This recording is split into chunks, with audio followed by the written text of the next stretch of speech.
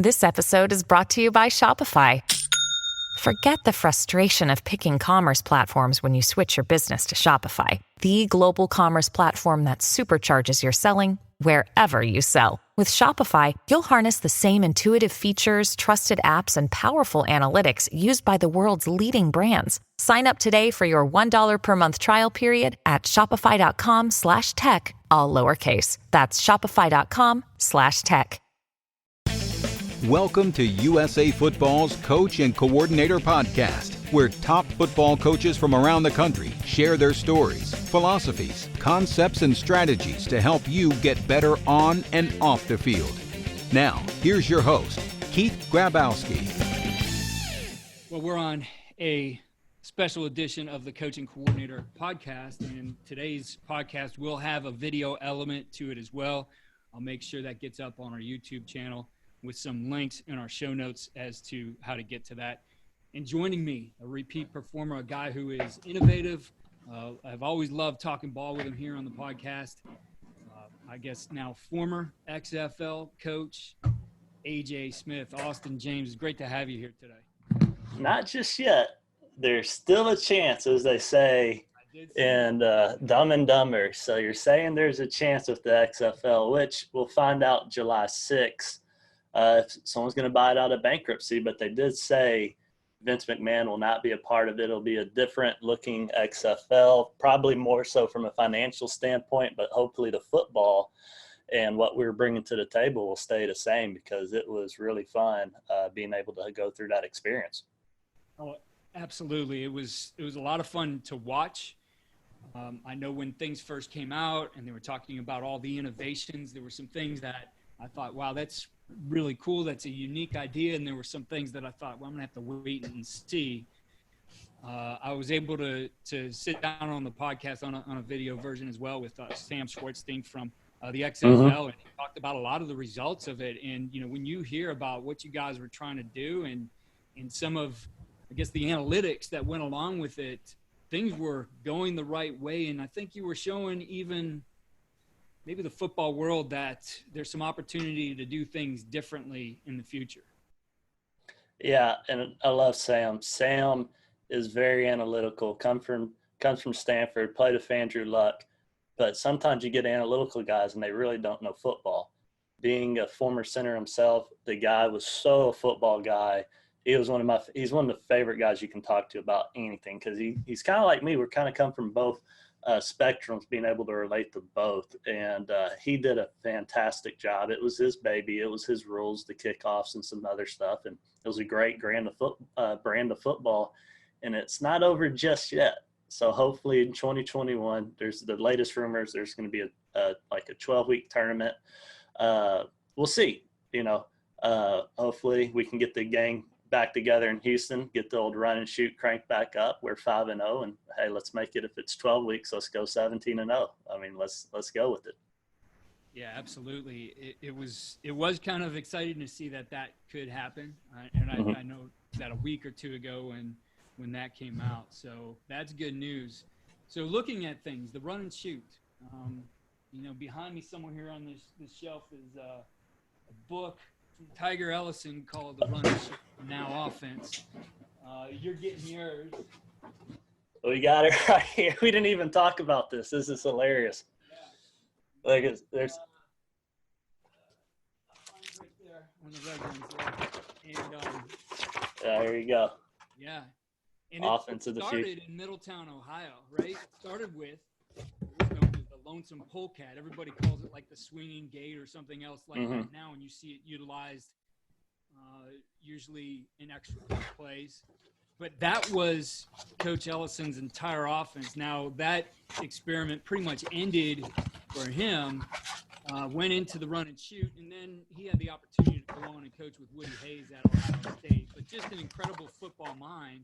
Yep, there is, and a ton of innovation, right? And, right. I think that's what we're talking about here today. That's kind of the theme of today's podcast is innovation, and you coming from an innovative league to some innovative technology we're going to talk about here that I think is huge for coaches and what we need to do. to hone our craft, you know, the art and science of coaching. But the run and shoot, you know, in the XFL, I mean, a lot of these offenses that throw the ball, you know, the air raid, the run and shoot, they're closely related. There's some similarities, yet there's some things that are different. But talk to us a little bit about working with June again and coaching in the run and shoot offense. Yeah, I think fifth time around, because I've installed it with June, known him since 2009, and it was the fifth time to install it. And even then, in that fifth time, you still learn little things about the offense. You're just always learning, because you're learning it from June, and how he thinks makes more sense to you as you continue to coach with him, because everything evolves. So when you first learn, you know, this is the first book I got back in 2009, right? It's funny we bring this up. I'm learning it from there, and I'm coming from a 1960 standpoint. Then, you know, you start studying Houston Gamblers and, you know, Houston Oilers, and you're learning it from a 1980 standpoint. So now you're in 2009, 2002, and it's like, well, why aren't you doing it like you did back then? And you never really understand, but you got to understand, June's been coaching this offense for 40 years. And so he went through the 80s, the 90s, the 2000s, the 2010s, and things evolve for a reason that you don't understand. Well, I'm just going to go back to the way it once was. And then it's like, no, June is one of the smartest coaches in the world. He got this way for a reason, and he continued to evolve. And we had even new stuff in this year in the XFL that he's never done before. And it credited to a lot of our success, that you always want to be one step ahead of the game. And I think that would be June's slogan if he had one for coaching. He's one step ahead of the game. What were some of those evolutions for the offense in the XFL in 2020? You know, I think the biggest one is that, you know, we were able to, you see a lot of teams doing this, and it's, the bubble screen was always really big, and it's been big since the 90s, but you're seeing a lot of teams now block down the field as they're running routes forward, whether it's a pop, flat, out, slant, and they're blocking for that guy, whether it's an RPO or just whether it's a quick screen. And because we're so good at quick outs, that helped us, turning to those type of concepts, helped us actually develop plays down the field, because teams are so mindful that they're coming up because they think we're going to block that guy, and then boom, we set and slip, and now we're open down the field. I think that helped out a lot for some of our percentage of plays that are staple run and shoot concepts. And I think also too, our empty package, and June's ran empty before, and I think getting into more empty, being a little bit more wide open was big for us. And then B, it's always about personnel, and having PJ Walker at quarterback and adding that element of quickness and being able to QB run and have to have, you know, that responsibility of worrying about him because he's a dual threat guy. That opened up even more innovation to where, you know, we were running some more option-based stuff and kind of just packaged it all together to be who we were there with the Houston Roughnecks. Yeah, and I think, you know, it's easy to grab a book off the shelf, and whether it's, you know, and I'm thinking of ones behind me, you know, the run and shoot with Tiger Ellison or Tubby Raymond's wing tee or some Homer Smith stuff. I think with any coach, any good coach, they evolve for a reason. And probably, as you've mentioned here, one of those primary reasons is developing it around the personnel that they have. So in any particular year, you do have to have that ability to have the flexibility to realize, like, this element of offense. And while it's not strict run and shoot, and I always think it's kind of funny. I think back to my wing tee days and learning the wing tee and running that in high school. And then I remember, you know, one of the first ones in our area, then to take that into kind of a spread type of offense and be running, you know, the jets, which I picked up from Coach Speckman, and utilizing still some of those wing tee elements, but being in a spread. I remember, you know, a guy I'd always see at a clinic, he's like, "We're taking your card away." Like, it becomes a cult, and almost, I think, in a detrimental way, that, like, I'm so married to it has to be done this way, this is the original way to do it, that you do that evolution. And then eventually, if you are not adapting like that, things start to break down and you think, I got to go to something completely different.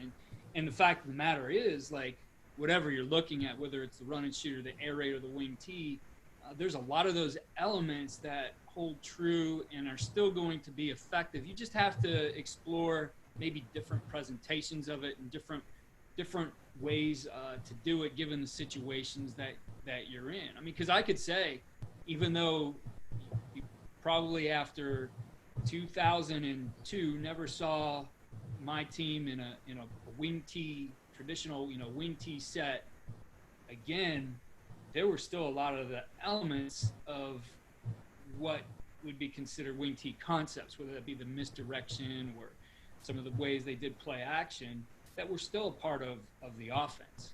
But I wasn't necessarily married to this concept that it had to be strictly only that, as Tubby Raymond or any of the other coaches, Coach Early from Carnegie Mellon, whoever might have been, that I learned it from.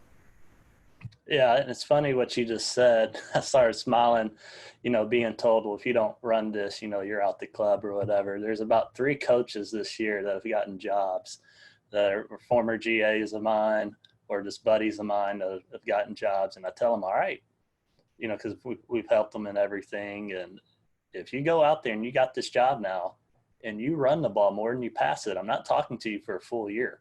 Okay, you better run it more. You better pass it more than you run it.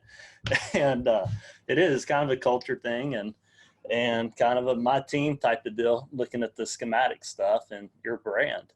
And, you're talking about evolution. Once we get to it and we start breaking down some of this film, which I think is going to be cool here with your video cast / podcast, is we did run a concept this year that I'll break down that we were 100% completion.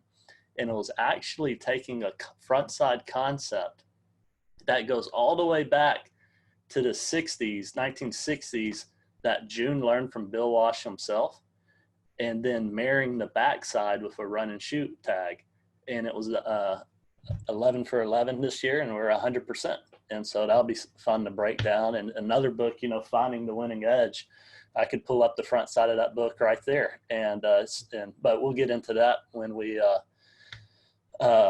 go over that concept, because in that book as well, and the other side's in this book, and we just put the two together, and it was our number 1 concept this year. Yeah, I saw you tweet that out the other day with kind of that tag that some concepts are timeless, and I agree that to be true. It's just the way that they attack space or they attack a defender, and we'll get into that one in a little bit. I want to step back to what you said about running some of those passes, whether it be, the screens or what we really saw this past year as a trend. And I'm not sure exactly what versions of this you did, but, screens without your line releasing, whether that's somebody running what might look like a shallow, or maybe even I've seen it done with mesh. I've seen it done with the Texas or the angle route. Just a lot of different versions where you got receivers releasing on what appears to be a stem, but they're really going to hunt somebody up, and the ball being thrown behind the line of scrimmage, and nothing telling those level 2 and 3 defenders that this is really a screen. These receivers are blocking. They're releasing to block you. And I think it's something, when I think, and I wrote an article about it during the season, those types of concepts, very difficult to defend. But at the same time, really take some stress off your quarterback used in the right situation. Now, you can't always say, well, on 3rd and long, we're always going to be this. But to be able to say sometimes, like, hey, we're going to get the ball low and have blockers down the field and give it a chance, or maybe it's the red zone, and, saw a number of uses of that. But talk to us a little bit about, what you were mentioning there as far as, the types of screens that you're going to get your guys, again, looking like they're going downfield on a route, and they end up being blockers rather than receivers. Yeah, and 2, I think the biggest thing is having played defense and been on both spectrums, having coached both sides, having watched it for the last 15 years, is that let's go back to what it used to be. I mentioned bubbles. When you see that bubble and they go behind the line of scrimmage and it's kind of given away, defenders have done it for so long. They know kind of how to play it, to wait for that ball. They know it's coming, and then that first step is boom, right? They're going to go. When you go down the field, and you just got 3 guys going, let's say it's a trip slug. In the first 2 steps, as a defender, I'm immediately thinking pass. Like there's nothing in my step saying I need to kind of be, shutter step or whatever to be ready for a possible screen. And so you take that step back, there's nothing that's saying screen alert. And all of a sudden here comes maybe number 3 running that out. And now number 1 and 2 shimmy to balance whoever's, on their guy, whether it's a safety down the field or they got somebody, or if it's man to man, we're just going to run them off, right? And release outside to get their heads away from the play. And then boom, all of a sudden it's right there. Well, now I'm not on that step thinking, cat and mouse and whether or not I'm coming back for the bubble screen or coming back. It's an out. Now I'm getting blocked. And it's just a higher percentage completion than the bubbles because you don't have anybody coming to boom, tee off on that bubble. And it was a really effective play. And we completed it somewhere in the 80% range running that exact one I just went over with you. Yeah, I've seen it to be really effective.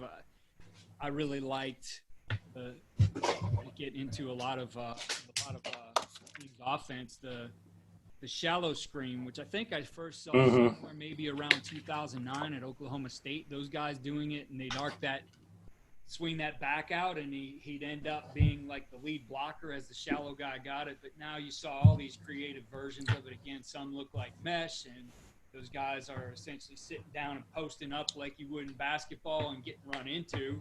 What something would be illegal if they do it right. I saw plenty of illegal things that were missed by the officials, but that whole concept of no screen keys, yet you're essentially running a screen somewhere from 0 or -1 to even 5 yards downfield, depending on how you time it up. And you mentioned also like being able to slip that then and being to avoiding the defense as the defense maybe sees it once, twice, knows it's coming because they've seen it on film. I didn't see a ton of that. I expected a lot more, in looking at just trends over last season where, all right, I've seen this now. It's week 3. It's week 4. Everybody's doing this. There's going to be somebody who makes this look like they're going for that down the field screen with receivers, and somebody slips into a void, and now there's a chunk out of the defense, a 20-yard throw or something like that. All right, and I'll show that play on film. You'll like it when we get into the tempo stuff. We'll break down our play Nebraska, then we'll show that one play because it's pretty awesome because you see this 3 guys all focused in on that out because it's starting 1-2 and then boom.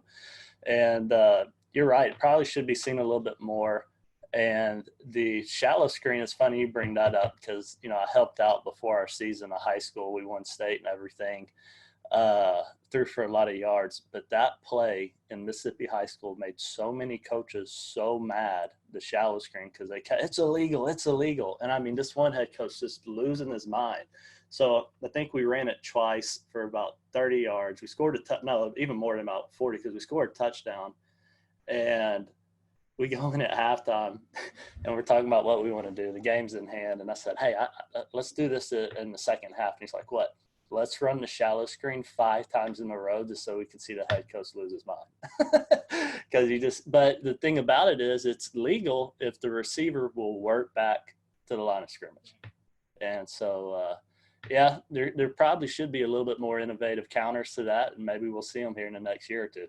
Yeah, absolutely. Well, before we head into looking at video, I think the other thing I'm interested in hearing about with your work that you've done with VAR Systems, virtual reality, augmented reality, right now seems to be a time that somebody with those types of systems, whether it's yours or there's other free versions out there, has some ability to really work on players from not just sitting and watching film from that perspective, whether you see it from the end zone or the press box, the stuff we have, but really putting players into a virtual setting to be able to experience a play, learn a play, maybe see angles a certain way, see the decisions that they're going to have to make. How many coaches that, I guess as you're aware of, have really been saying, all right, we're losing time, but we got this. We have this tool that is going to help us maximize and maybe even get ahead of our opponents right now? Literally all our clients, which is about over Close to, man, we probably have about 20 or 30 high schools, a few pro teams, and then a handful of college teams as well. They're all contacting us because you can't replicate 22 guys on the field. So a lot of teams that maybe didn't get a lot of film this year, they've been contacting us like, hey, do you got anything? Do you got anything close to this 4 vertical concepts? Do you have a stick concept? It's a way for now the quarterback and the coach, since they can't do anything else, to go through it and actually go through the plays like if they're out on the field, because there's no alternative right now. And the teams that have been storing their library, they're using it a lot. And I've been getting a lot of feedback. And yeah, you kind of have an edge right now because they're able to mentally train and keep their cognitive going as far as their reads, their progressions, where's grass, what's coverage, what's single house. So all these things that go into being a quarterback. And it's like you said, they got an advantage. I believe so, absolutely. We're moving ahead then and thinking about the video aspect of this. We're coming through a time where there's just been an immense amount of free clinics, coaches on overload, learning things here.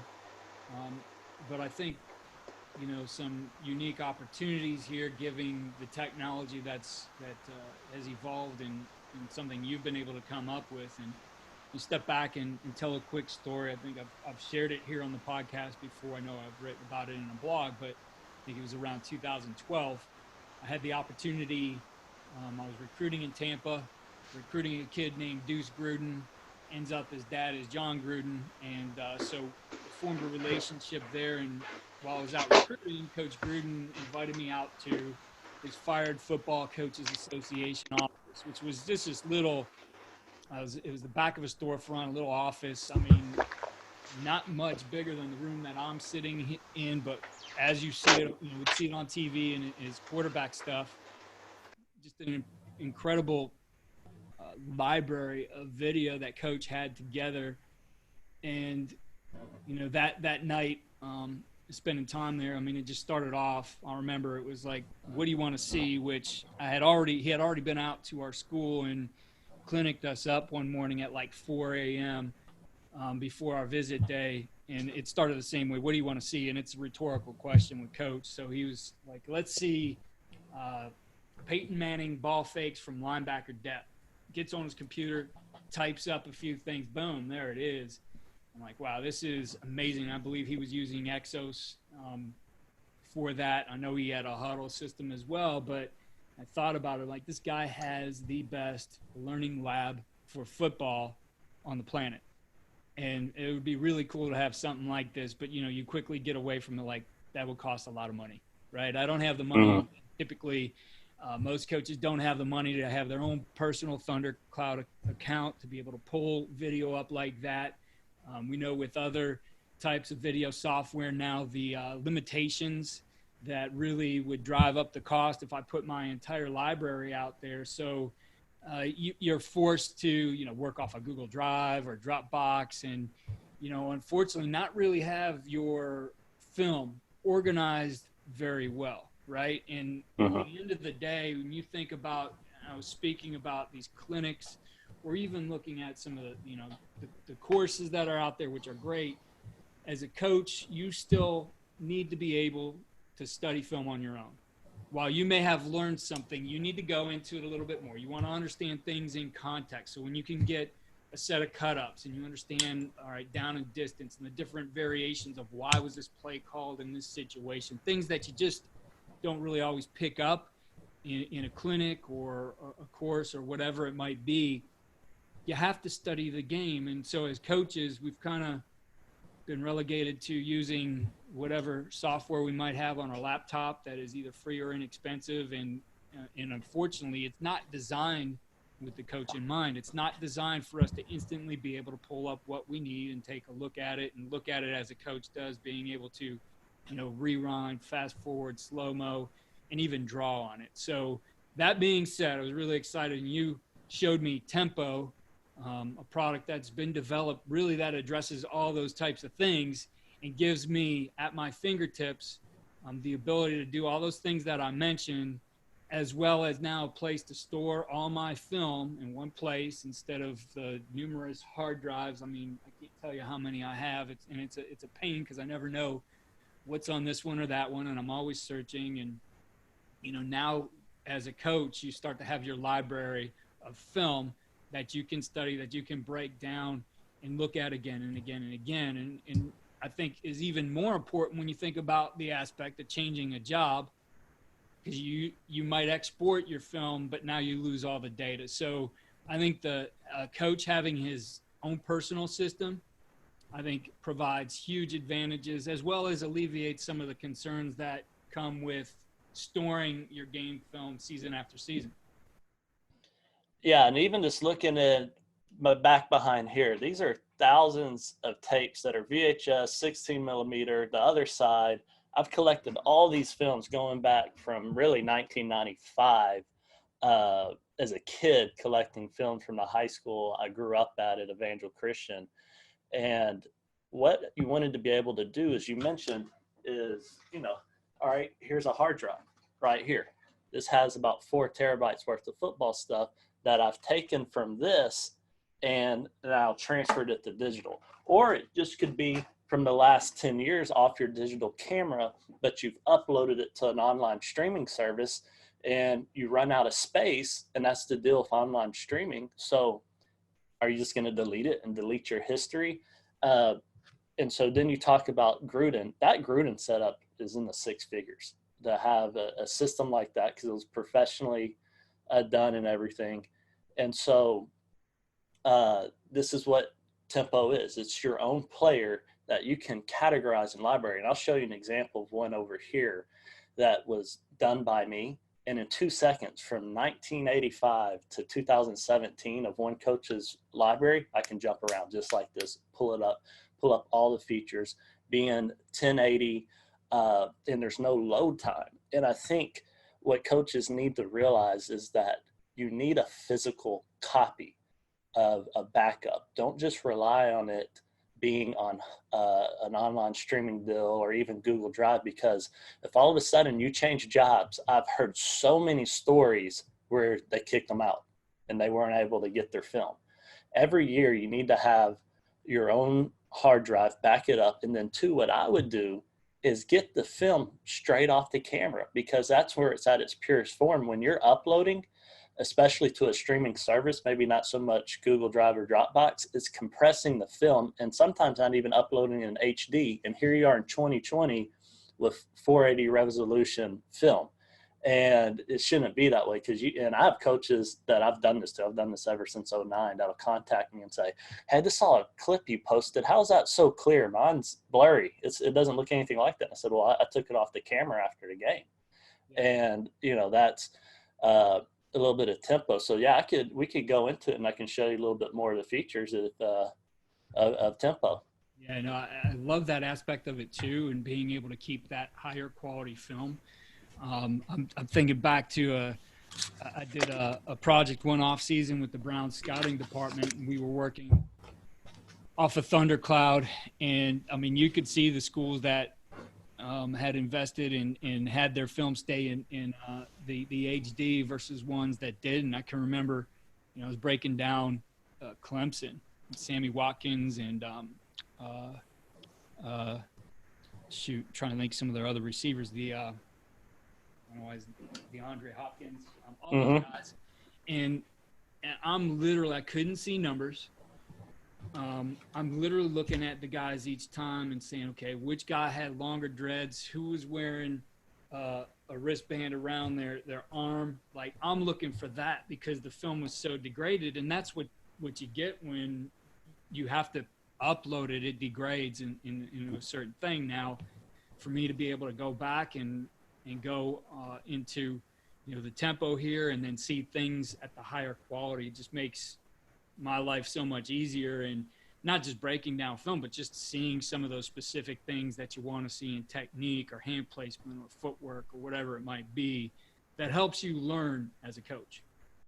Right. No, absolutely. And some of it is, to me, is this film, it's your history, and you archive it. and you really don't appreciate it till, we're all busy as coaches and we're thinking about this year, till you're 10 years down the line and you're like, hey, show me that cut up when we broke this record, or we beat this team that was our rival, and you can pull it up instantly off tempo because there's no loading.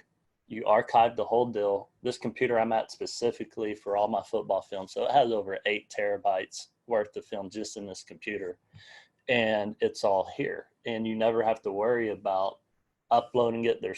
As soon as you have that film, it just plays, and there's no internet involved or anything.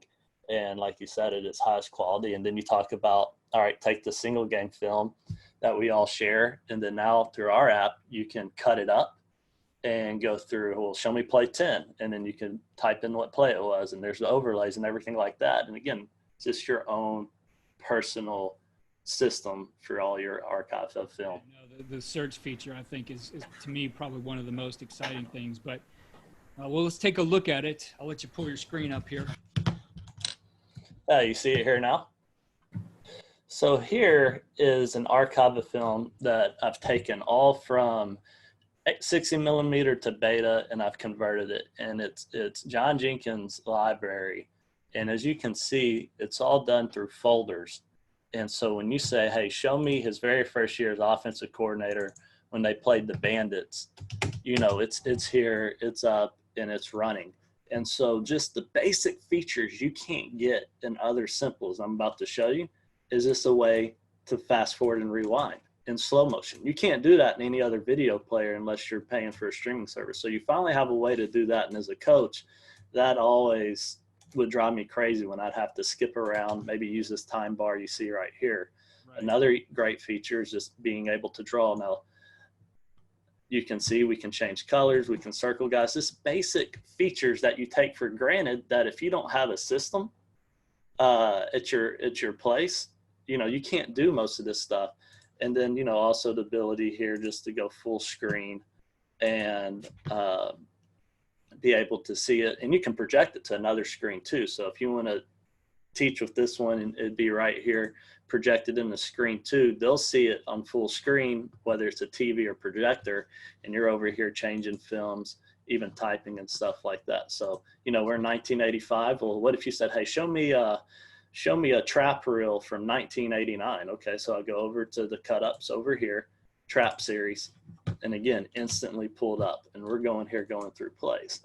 So you can see this is well organized, well categorized. If you did this any other way, you would have to be closing out your media player, whether it's VLC or Windows, closing it out, opening it up, closing it out, opening it up. You don't have any of these features. It's a hassle. It's not as smooth as this.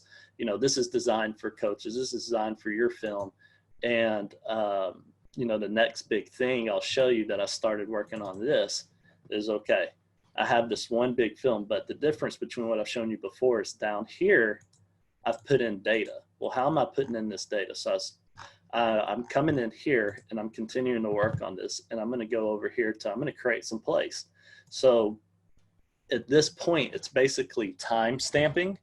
So I'm going to come here and say, okay, this was the end of this play around 11:37. So I'm going to come right here. Now this is going to be the start of a new play. So I come here, I hit new play, and then I get to the end of that play right there. And boom, I hit end view right there, end play. And so what it did right there is it created another timestamp. So when I exit that mode, you can see now I have a column here, and I can switch from all those timestamps, which equals in plays. And then cool, again, basic features. I can come over here to overlay, and I can edit these overlays to show down and distance and whatever else I want. But, here's the play. It's regular thunder. So I can go here and I can instantly play it. And so being able to take those 30-minute films you usually get that you're trading with coaches, or it could be your own, and come in here and actually have a way now to cut it up and put in data. So we talked about being able to search film. So now I can come over here to search, and let's say now, hey, show me all the choice. And now here's 4 times that we came in and we're running the choice pattern, and I can find it instantly. So you have all this film, right? like I said, I have 8 terabytes. I have 1,000 VHS beta tapes I've converted and digitized into this. Why not have it so organized to a point to where you can find stuff, like you said, in $100,000 setup? Now we're talking, we haven't even talked about prices. It's only about $10 a month. And if you use the code Tempo9, you can get it for $10 a month. So when you're going in, that's a egg for you. And again, so I'll show you an example here too of what it looks like just in HD. So this was converted film. So this would be film, and you can see this is pure HD. So you could tell if you're using a streaming service in 1080, you wouldn't get that type of quality. And this was down on the field level. So just to give you an example of some 1080 film without having to change my game plan, which is what we call this over here. So yeah, this is, you know, again, show me this real quick, go to this game, show me this sideline. This is it. This is tempo. You can find, and you can see I'm jumping around from 2017, 85, 92, 80, it doesn't matter. This is how it should be. This is why it was created. I thought there was a need for it, and it's my number one coaching tool for watching film now. Yeah, the ability to cut things up, just to cut them up, because we all have those, and maybe we end up tagging individual, you know, film clips and putting them in a folder and having to pull up each one of those individually. But now to have it within a system, be able to tag not just that play name, but be able to get into the situation and just how you would typically study the game and pull different ups up. I could do it within that search bar. I think that search bar is probably one of the most valuable things in there after you get your data in, because I mean, I think we've all had those headaches before, being, you know, there's systems where, what folder did I put that in? Where is that? What game was that in? Where is that cut up, right? And so you got to get good with folders, but here, you know, you can pull those things up by just typing in a keyword. I can't tell you how many times doing clinics the last 10 years, the one back clinic, and, you know, Coach Jenkins will come on and he'll say, hey, AJ, go find me that 1988 play where we ran the smash concept. And I'm having to go pull up VLC. I'm having to write down, like, okay, this happened at 12 minutes, 48 seconds. Drag my time board and say, okay, rewind it real quick. And you can't. You got to scroll it back. And that drives those guys crazy because they're used to the clicker from the 60 millimeter. So you're telling me something we've been doing since the 70s we can't do in 2020. And, you know, was this something straight off your film without uploading it? And, you know, now we can. And that's. Well, you mentioned the clicker too. I think that's the other cool part of this is you guys have integrated the Xbox controller. Coaches have gotten used to using those to be able to watch film. Again, it doesn't have to be just with your keypad or scrolling back and forth. And now you're able to integrate that kind of a tool as well. Right. No, and that's key. Being able to use this and sitting back here, putting it on full screen, and you can jump through plays, slow motion plays, all with the click of that button. I mean, that's you know, it's next level. It's your, like, you have a home entertainment system. This is your coaching entertainment system here of your history, or just an archive of film to study. It doesn't have to be your film, but, you know, I'll show you something that's really cool too. Is, okay, this is all. So here's my settings. I come into here. You know, this is coming off my drive. This is John Jenkins, you know, folder, and this is all this stuff we've organized specifically for Tempo for it to run this way. So I go to change, I can go to Dropbox, and I can come over here to a shared folder, okay? So this is shared between me and a few coaches, and then now I can play film right off my Dropbox.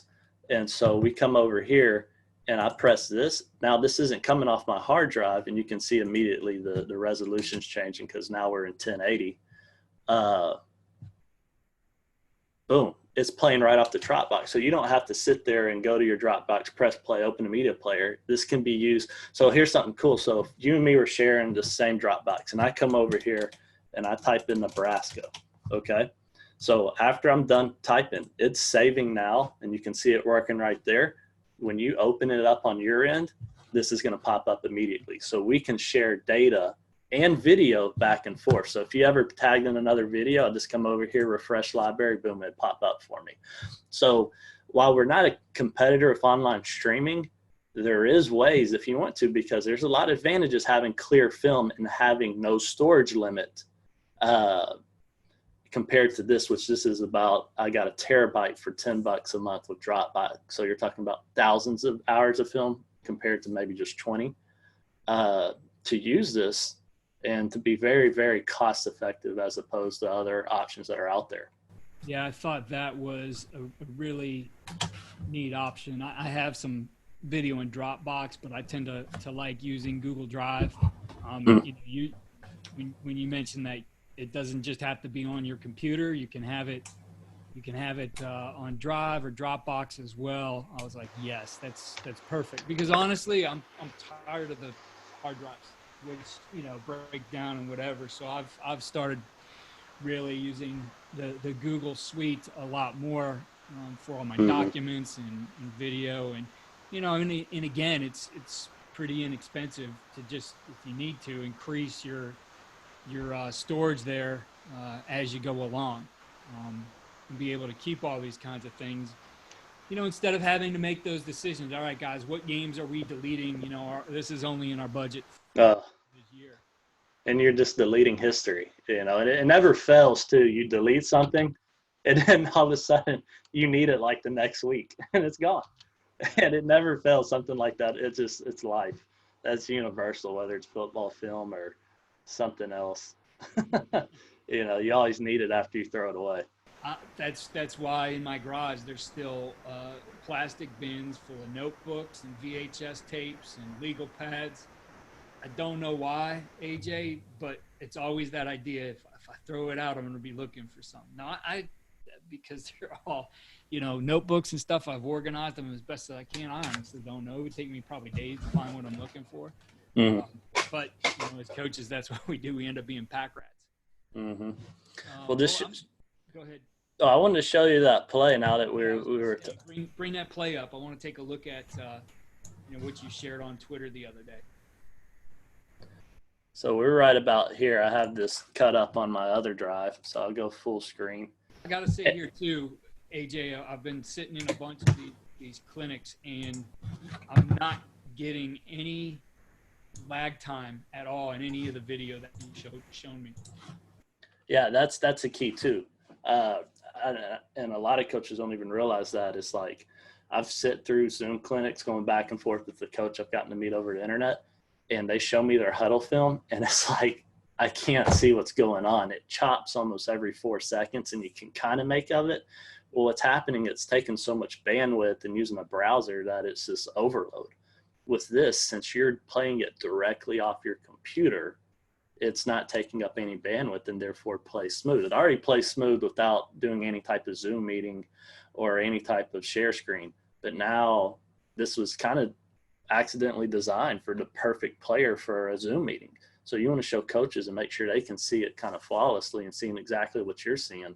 This is the perfect presentation tool, on top of the fact if you're doing 2 screens and you can start adding in these type of features, which I'm doing now. Yeah, this is your type of Zoom deal. And so, you know, this is the play we were talking about right here.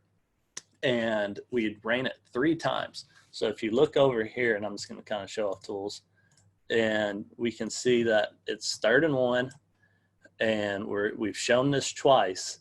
Here comes the fake and go. And so I'll let it play now to where they're both talking, and you can see kind of before it happens, they're talking in and out, but they both bust because they've seen that so many times. And then he just pops up and looks for it, get the one-on-one, make them miss, get a good crack back, and we score. And that was purely set up off of the screen, that was it right there. You know, we'd run a little out route block for them, and then that just became the screen and go. And how Mummy laughed at us, because that's kind of a patent play right there. He says we're the only team that teaches the screen and go first, then teach the screen. But the screen opened this up all year, and this is something, you know, we talked about evolving. You asked what's something new. This was new. Never done it before in Hawaii, SMU, Hamilton Tiger Cats, Falcons. you name it. June's been everywhere in 40 years. Never done it before, and this was something just it evolved to, and it was a great play for us. Yeah, I love it. I love it. Well, let's take a look at the other play that you shared on Twitter the other day. Yeah, so Nebraska, this is that one, and I got this one cut up. And, all right, so you talk about Nebraska. You're talking about 22Z in West Coast. Let's see. All right, so, yeah, this is a play that we completed 100%. And the front side, you West Coast offense guys, this is just 22Z in. So tight split, 10 to 12 yards. He's going to come in here, and he's just going to run his curl pattern. And it can kind of adjust his stem. But, you know, this is straight off of the winning edge book right here, 22Z in. He's going to come in here. He's looking to shimmy first guy in here, can sell it down or keep going. Okay. So this was kind of the one high side is how this evolved. So when we split it down the field, if this is one high, you know, they got problems over here. We usually get a rub, first man free, get the ball out here versus 3 deep zone. The ball's coming 1 to 2 based off this flat defender. Been going on since the 60s. But versus 2 high and cover 2, not always the greatest look. And so what we did was we put switch on the backside. And now, let's see, we'll do a different color for 2 high. So he's coming in here and making all the reads with our offense. And then he's coming through here, and then he can sit down or he can go. And so basically we're looking single high front side, 2 high backside. And I can't tell you how many times versus 2 high we were just popping it right here. And what happens is you end up getting a high-low. That's the mic. That's not going to talk about a high-low on the hook player, weak side hook player. So, yeah, this is it. This is integrating West Coast front side, run and shoot backside, and it was 10 for 10. And so as we let it play, you can see we should probably got a rub there, but we went inside with the curl, put it on them, even with the pass interference. That was Cam Phillips, led the league in receiving and touchdowns. And again, kind of rotates to one high, kind of a different look. You can see that safety's kind of man-to-man at the top, but this guy is kind of doing a weird thing right here with him being – I think they're so mindful of him at this point. That's why he's not truly in the middle of the field. Kind of opens it up. But still one high. Get a PI call so we can see here. Oh, I see end zone. Well, if you're keeping count of completions, they're all going to be completed. So here he is next game playing the Battlehawks here. And we'll even do this. And this is what I love about this. So we'll run it regularly like I just shown you, but this is our stack look. And so what happens is we get even closer, and this is technically the flat defender. And so as soon as he makes this move and this guy's coming this way, look at all this grass that somebody has to cover. And so, you know, you still get this look. But again, this is the guy we're stretching. So let's see how this one turns out. You can see it's man-to-man. Kind of missed the rub. Kind of get a natural rub there by Y. Corner's playing off. Boom, we pop it right to him. And as we're watching this, the curl route going right back to the quarterback, it's good. And you can see the backside, they're making their reads. And could have got a rub there as well. But, I mean, it's one of these plays sometimes everybody gets open. And it's, you know, we'll just continue to go through some of these. Here's versus the 3 deep look. And, you know, that's true 3 deep based on and they kind of match, do stuff, but based on what this right field corner is doing. So we've kind of seen that action. Mm-hmm. And then here's action. We get one-on-one with the back. Probably the only time we didn't get plus yards, but a completion. And had a dogger there. We'll go through some of these. I want to show one of them.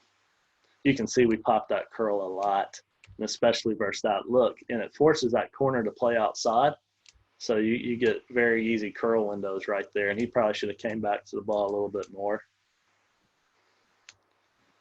All right, so here's some too high looks. And so here's an instance where, there's a stack look, flat defender right here, still on the pro hash, not even out past that. So you can just see almost about 15 yards worth of grass, maybe closer to 13 to the swing.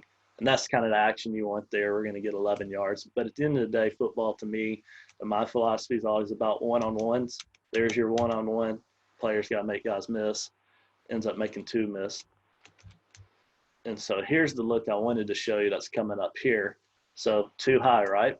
So we want to high-low this guy right here, this hook player. So he's going with the switch. He's going to come in here, and there's your too high beater going to hit him right here. Boom. And you can see how and too high could get kind of cloudy on this side over here because, this hook player could go here. This corner can kind of crash in here and put a safety over the top. This guy can wall him. And so, you're talking about 4-on-3 over here.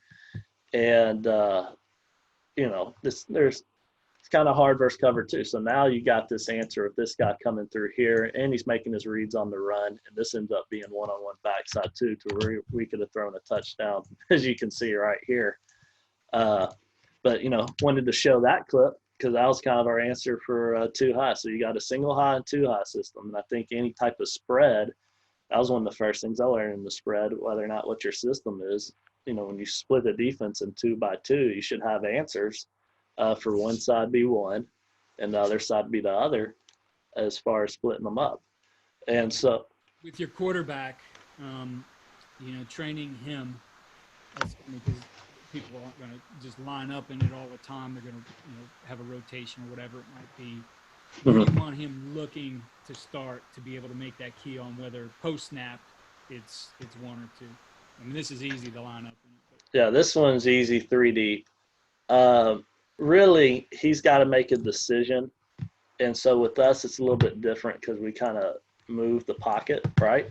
So let's say he was back here and he's right here. He's kind of, as he's going, he's eyeing the safety because the safety can only do so many things. About 3 things right there. So you either break in, come up, go back, go out. And so as long as he can feel him going back or in, he should stay kind of front side. When he sees this guy coming out and he can feel that safety, because he's going to roll here anyways, and it's kind of like a slower developing play. You're going to have to take it 3 and this be your hot, even if it's cover 2 or not. He knows he's getting back into here to find this guy. So it kind of just happens 1, 2, 3. I'm going through my progression, which is, 1 to 2 to 3, little triangle read. And as I'm feeling it and I'm going, they got to cover this. So that's why we always read that first. But as I'm feeling this, I got to see with my left eye the peripheral of this guy, because as soon as I see him coming out, we pretty much know at that point we're going backside. So yeah, here. As you're drawing, especially that first one, I really love the ability to use different colors. Yeah. Code things differently, especially when you're drawing up like defense or like you showed one high, 2 high. I love that feature of tempo as well. Oh yeah, I can draw some pretty pictures now with this stuff, and the different colors. Just the small things you take for granted, and being able to watch film, whether it's drawing, full screen, rewind, fast forward, and just having a library to where you can go through films. So like instantly, we're watching this. Well, let me show you our longest play of the year, which was a tag off this play. And so let me put it on full screen for you. And all we're going to do here is go curl and go. And so as we're watching it here, you can see him go. He gets one-on-one with the safety because they're playing cover 2, and we got a stack look. He stutters, he goes. PJ gets it out. Longest play of the year right there. And, if we're timing the 40, I think, he's pretty fast, but I don't know. I feel like this guy right here might creep on him as far as closing speed. It's always fun watching film, and you can see yourself getting in. I was pretty fired up. We knew exactly what they're going to be playing, and we got it matched up right. And PJ does a fantastic job on this play because I want to say our right guard whiffs. So yeah, right guard totally busts the protection here. That's supposed to be his guy. He totally should have got him. So PJ has to step up into the pocket, and then by that point, someone's coming on him. Just enough quick release because it is underthrown, but it was so beautifully designed at the timing that June called this for us to get it out. And that was our longest play per scrimmage in the whole 5 games of the season right there, is that 80-yard or so touchdown. And so, yeah, you know, this is tempo. These are all our feature. You can draw stuff up and even save it. You'll have the ability to put in playbooks as well for presentation. So if you have a picture of a play or a PDF file, you can insert it here as well for presentations. We're always updating it. There's always updates going in. And, you know, one cool thing, you're going to be able to actually have a mic here probably in the next month or 2, record yourself as you're watching something. It will record the video. That way, at that point, you know, you can upload that to somewhere else. Just you talking and giving a clinic where you're not live, and go through cut-ups instantly as you're doing it. So just your own media player for coaches. And, you know, again, it's $12 a month, but if you use Tempo 9, the number 9 as a code, man, you'll go get that for $9 a month now. Go save some money and have my favorite tool, like I said, in coaching now. I watch hours of film, so this has been awesome, you know, not having to rely on. Because imagine, too, the time, like, look at all these cut-ups. So this is probably 40 to 50 cut-ups. I having to upload that online right now. You know, that is hours and hours and hours to a streaming service, and you usually delegate that to a GA. And so save your GA some time there. Well, we don't all have the luxury of that too. But I absolutely love the tool. It's been great, you know, on my end, having to been able to experiment it, use it a little bit, see all the different features that you showed here today. I highly recommend it. Again, just as I mentioned before, if you are somebody who really values learning the game and understands that you have to be able to look at some film on your own too, not just go in a clinic and say, okay, well, that's what I was shown, but understand the different aspects of it and how it's going to fit into what you do. And as we talked about before, fit with your guys, right?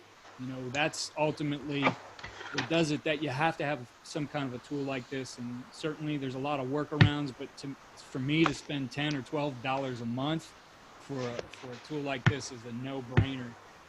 And again, for our listeners / viewers on this podcast, the website to go and get this. Oh yeah, it's simple. Just tempovideo.com. And for you listeners listening, I'd get on Coach's YouTube stream here. Make sure you come see exactly what we're talking about. But you can go try it for free too. No sign up, no credit card needed. 7-day free trial. You know, we'll send you video too that's already cut up, so you kind of have an example of how to cut it up. There's also tutorials. So yeah, go to tempovideo.com and we'll help you out. Awesome. Well, AJ, I loved being able to talk some ball with you and actually look at some video this time. I think that's one thing, as I mentioned to you before I got going, that I've found myself more and more with the podcasts I've been doing using Zoom. You know, 3-4 months ago, there were a lot of people weren't familiar, never used Zoom. Zoom's become a way of life for almost everybody right now. So it was great to be able to do this with you. Fingers crossed on the XFL here in 21. I think we're coming back, baby. Hopefully, we'll see. And if not, you know, I'll be watching a lot of film and getting ready for the next venture in 2021. But fingers crossed, we could be coming back, the old Houston Roughnecks. Always. And Coach, give them your Twitter handle as well before we finish up here. It's Austin James XFL. Come follow me. We'll talk ball. All right, Coach. Again, thank you for the time. Thanks for showing us this great tool and putting it together at an extremely reasonable price. No, absolutely. And thanks for having me, Keith. Thanks for listening to USA Football's Coach and Coordinator Podcast. For more resources, visit the Coach Performance Center at usafootball.com.